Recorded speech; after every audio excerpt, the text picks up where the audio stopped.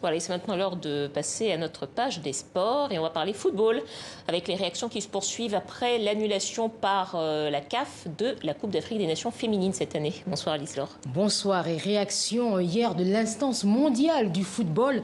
Le patron Gianni Infantino a déclaré le football féminin est une priorité absolue pour la FIFA. Nous ne devrions pas utiliser le coronavirus pour le mettre de côté.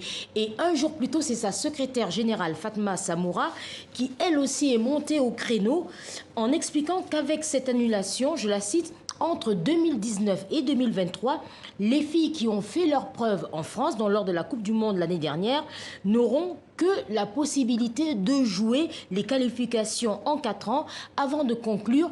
Comment voulez-vous qu'un pays africain puisse se permettre le rêve de remporter une Coupe du Monde avec ce genre de management? Autant dire que la CAF et la FIFA ne sont pas sur la même longueur d'onde et on attend de voir la réaction de la CAF. Et puis dans un tout autre registre, on a appris ce matin que l'international guinéen Ibrahim Sori Conté a été interpellé en plein entraînement. Le défenseur du club de Niort en France a été menotté et emmené par la police pour une affaire de violence conjugale. On continue à parler des femmes, Lise Laure, puisqu'en Tunisie, elles se mettent de plus en plus à la pratique du vélo. Oui, il n'y a pas d'âge, on dirait, pour apprendre et on trouve de plus en plus de femmes dans les artères de la capitale tunisienne. Depuis quelques mois, les associations ont remarqué un engouement. Vous allez comprendre pourquoi avec ce sujet. Chaque dimanche, le jardin japonais de Tunis se transforme en une école de plein air pour apprentis cyclistes. Et ce qui surprend, c'est que la majorité sont des femmes, âgées entre 15 et 70 ans. À l'origine de cette initiative, une association de volontaires. Son objectif, encourager la population à se déplacer en vélo afin de réduire la pollution urbaine. Depuis la crise du Covid-19, les inscriptions sont en hausse. Le confinement, il a tout changé par rapport au vélo en Tunisie.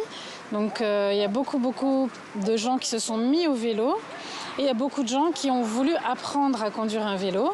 Du coup, on a eu un nombre de demandes qui a explosé.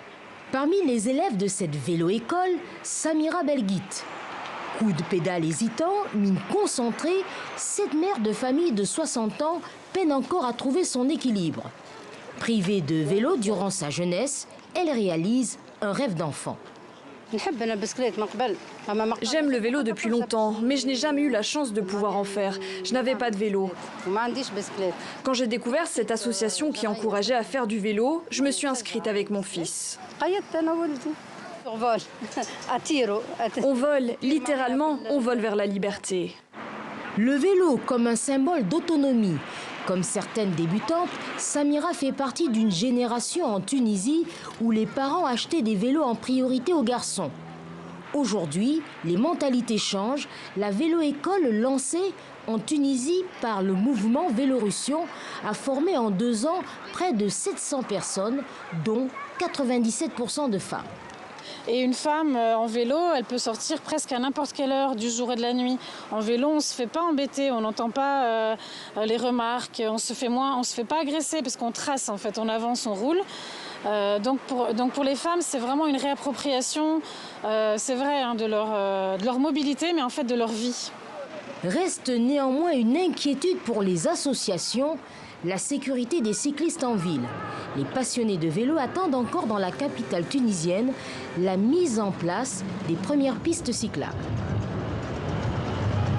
Voilà, merci beaucoup Lise Laure.